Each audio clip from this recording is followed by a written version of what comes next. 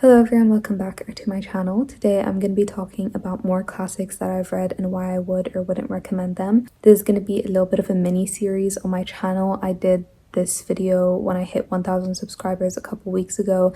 And basically every couple weeks I will get a bunch of classics and just talk to you guys about them. Kind of like a filler video, but I also get to talk about a lot of classics that I wouldn't typically talk about. Honestly, all of the classics that I have here I love, so no hate in this video, unfortunately. I think next time I am gonna pick a lot of the classics that I don't like though. I'm definitely gonna dedicate a video just for the worst classics that I've read at some point as well. I apologize if this video is a little bit late. I mentioned this in my last video, but I have loads of in-class mocks now because my A-levels were officially cancelled and it is so stressful. I'm so busy. Before I start, as usual, please make sure to like and subscribe. The first classic that I'm going to talk about is The Telltale Heart by Edgar Allan Poe.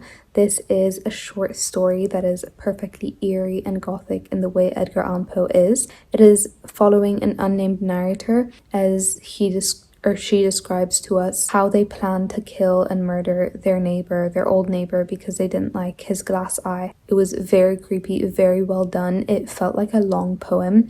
The narrative is absolutely the most interesting part in my opinion, and of course the symbolism of the glass eye, the heart. I actually found this in a bit of a unique way. Of course it's Edgar Allan Poe, it's popular, but I was annotating the first series of unfortunate events and there is of course the literary references to Edgar Allan Poe, so I wanted to look through Edgar Allan Poe's short stories and see if perhaps Daniel Handler had hinted to any of them. So I saw that a glass eye was mentioned here, as well as the term tattoo. In a series of unfortunate events, eyes and tattoos are very symbolic and important. But yes, I absolutely loved it. I actually sent a little printed out copy to my friend. This copy also has The Fall of the House of Usher, which I also really loved.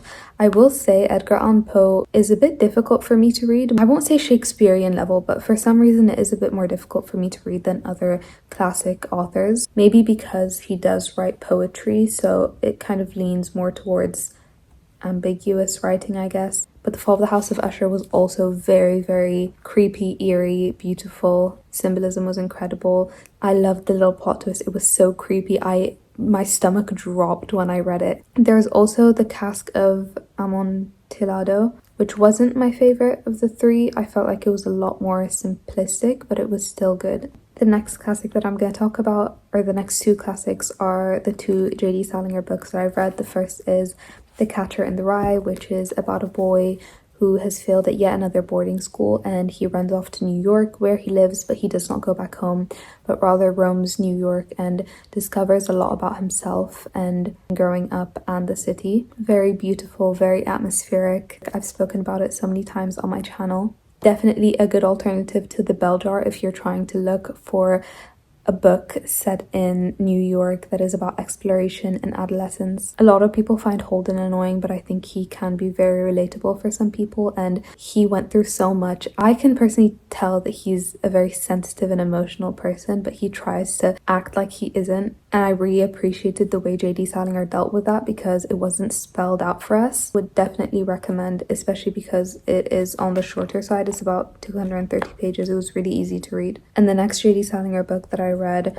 was Franny and Zooey by J.D. Salinger. So Franny and Zooey is about two siblings of the Glass family, and we're kind of just hearing their conversations with each other, with their friends, their family. This is a period of time after their older brother committed suicide. So we're slowly seeing how they deal with grief and how they view life after this. There are some really pretty quotes in here. This seems like the kind of thing that I would get bored by, but I really wasn't. Even if I did slightly get bored at times, once I finished it, I just felt myself wanting more. The endings of J.D. Salinger's books are very poignant. I really like them because they don't actually feel like endings or proper end to these characters and their stories. His writing kind of reminds me of Tennessee Williams' writing. There was mention of Charles Baudelaire in here as well, so I kind of geeked out. He goes, "This whole goddamn house stinks of ghosts. I don't mind so much being haunted by a dead ghost, but I resent like hell being haunted by a half-dead one.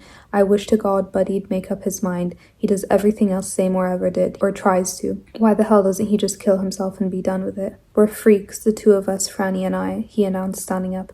I'm a 25-year-old freak and she's a 20-year-old freak, and both those bastards are responsible. At some point, Franny is kind of confronting Zooey and she goes, "You don't think anything's unusual or beautiful." He cuts her off and he goes, "Exactly what don't I think is beautiful? I don't care what you say about my race or creed, but don't tell me I'm not sensitive to beauty.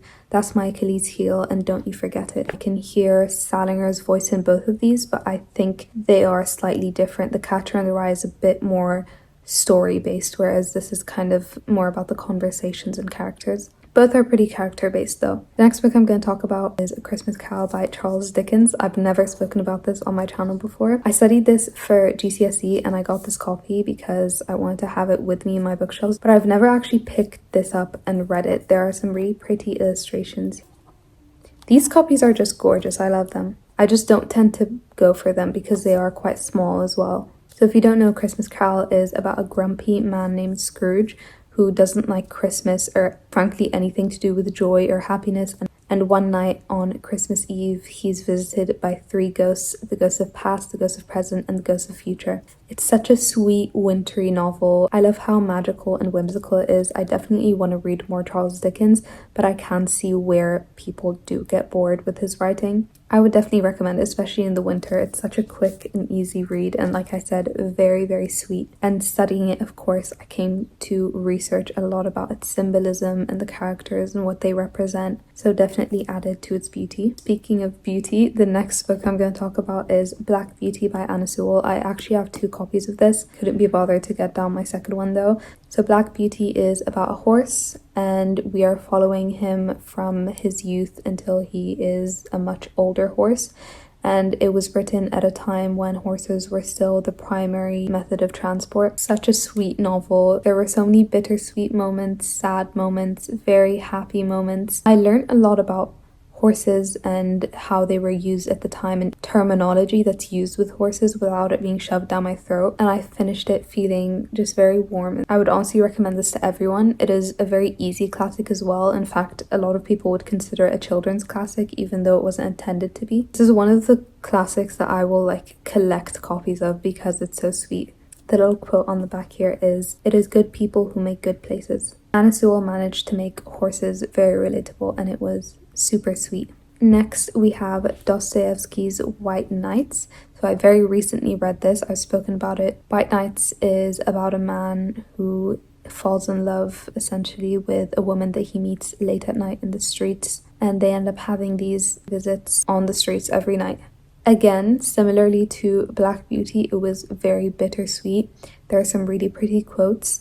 I do think it's maybe slightly predictable, or I don't want to say overrated, because I loved Dostoevsky's writing, especially with the 2 other short stories in here, A Nasty Business and The Meek One.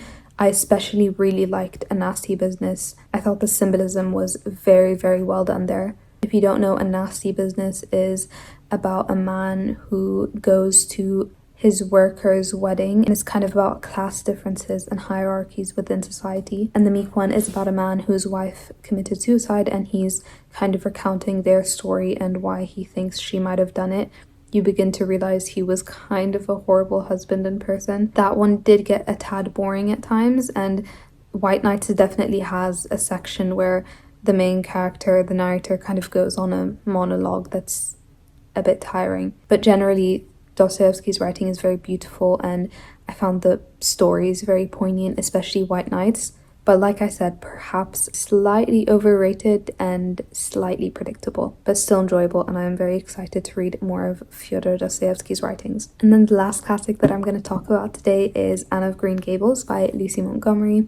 So this copy comes with both Anne of Green Gables and Anne of Avonlea, but I haven't read Anne of Avonlea, and I don't think I'm going to. Anne of Green Gables is about a girl who was accidentally adopted by this brother and sister, this older brother and sister who lived together and wanted some help in the farm.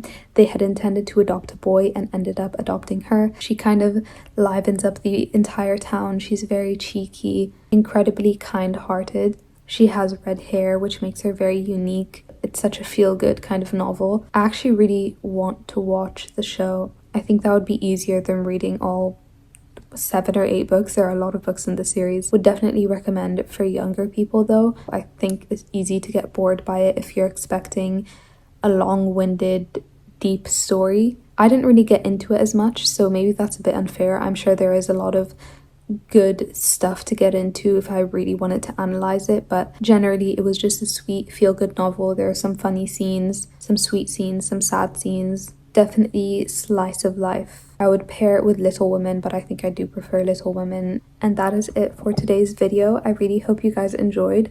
I'm sorry if I was a bit rushed. Usually I talk about the books a bit more, maybe recommend some books that are similar to them. And again, usually I'd have more of a selection. I want to have more of a selection with these videos where I also pick classics that I don't like. If you were expecting some hate, I'm sorry. I'll make sure to include a lot of classics that I don't like next week. Not next week, whenever I do these videos again.